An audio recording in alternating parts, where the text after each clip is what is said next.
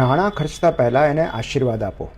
નાણાકીય માનસિકતાને લગતો એક અદ્ભુત કન્સેપ્ટ મેં હમણાં એક પુસ્તકમાં વાંચ્યો, જેનું નામ છે who will cry when you ડાય.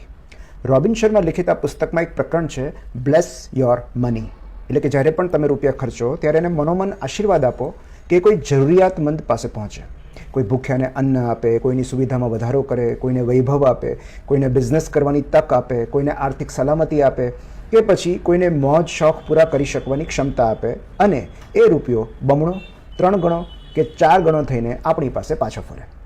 રૂપિયાને એ પણ આશીર્વાદ આપો કે એ જેના જેના સંપર્કમાં આવે એ દરેકના જીવનમાં સકારાત્મક ઉર્જા અને પરિવર્તન લાવે, સુખ લાવે, અને એ દરેકના આશીર્વાદ લઈને તમારી પાસે અનેક ગણી માત્રામાં પાછો ફરે. એ 100 રૂપિયા હોય કે 50,000, રકમ મહત્ત્વની નથી, પણ જે રૂપિયા આપણે ખર્ચી રહ્યા છીએ એ રૂપિયાથી કોઈનું જીવન બદલાય એવી ભાવના સાથે આપણે રૂપિયા ખર્ચીએ છીએ ત્યારે આપણી નાણાકીય માનસિકતા બદલાય છે. રૂપિયો સતત ફરતો રહે છે અને આપણી પાસેથી નીકળેલો રૂપિયો કોના હાથમાં જશે એ આપણે નથી જાણતા.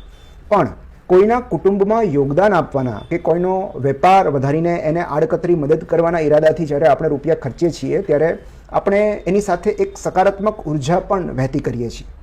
કદાચ એ થોડું વિરોધાભાસી લાગે, પણ રૂપિયા કમાવવા માટે રૂપિયો ખર્ચવો પણ એટલો જ જરૂરી છે. એક કહેવત છે, the hand that gives is the hand that gathers. જે આપે છે એ જ મેળવે છે.